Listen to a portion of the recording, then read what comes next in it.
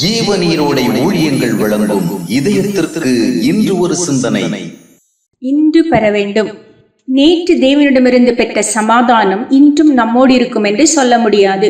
இன்றைக்கு தேவையான சமாதானத்தை இன்று தேவ சமூகத்தில் போய் பெற்றுக்கொள்ள வேண்டும். தினம் தினம் இந்த சமாதானத்தை பெற்றுக்கொள்வது எப்படி?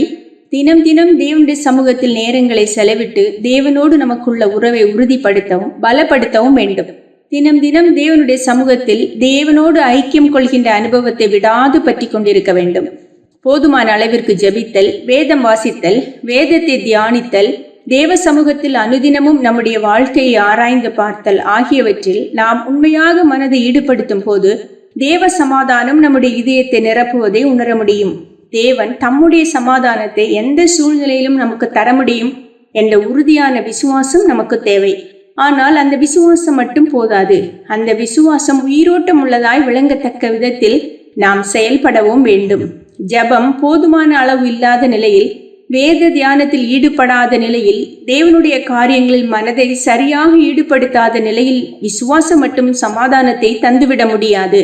அதுபோலவே பிறருடைய உபவாசங்களும் ஜபங்களும் கூட நமக்கு தேவையான சமாதானத்தை கொண்டு வர முடியாது. ஏனென்றால் தேவ சமாதானம் என்பது தேவனோடு நாம் ஐக்கியம் கொள்ளுகின்ற தனிப்பட்ட அனுபவத்தினால் மட்டுமே வருகின்ற ஒன்றாகும்.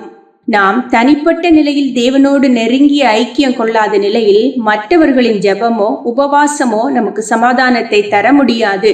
சமாதானத்தை எதிர்பார்க்க இயலாத சூழ்நிலையிலும் நாம் வாழலாம். சமாதானத்திற்கு வாய்ப்பே இல்லாத நெருக்கங்களின் மத்தியில் நாம் நிற்க நேரிடலாம். ஆனால் சமாதானத்தை பெறுவதற்கு சாதகமற்ற நிலைமைகளில் கூட நாம் தேவனுடைய சமூகத்தில் இதயத்தை ஊட்டி ஜெபிக்கும் போது அவருடைய சமாதானம் நம் இதயங்களை நிரப்புவது உண்மை. இதனைத்தான் பவுல் அப்போஸ்தலன் எல்லா புத்திக்கும் மேலான தேவ சமாதானம் என்று சொல்லுகின்றான். அதாவது நம்முடைய புத்தியாலோ அறிவினாலோ ஞானத்தினாலோ கண்டுபிடிக்கவோ விவரிக்கவோ இயலாத இயற்கைக்கு அப்பாற்பட்ட ஒரு சமாதானம் தான் தேவன் அருளும் சமாதானம். ஆவியில் ஜெபிக்கின்ற மக்கள் அதனை அனுபவத்தில் நன்கு அறிந்து கொள்ள முடியும். அவ்விதமான இயற்கைக்கு அப்பாற்பட்ட சமாதானத்தை தான் இயேசு சிலுவையில் தொங்கும் போது அனுபவித்தார். சிந்தனைக்கு, ஜெபம் என்பது தேவன் உன்மேல் வைத்த சுமை அல்ல, உன் சுமையை இறக்கி வைக்க தேவன் கொடுத்த சுமை தாங்கி.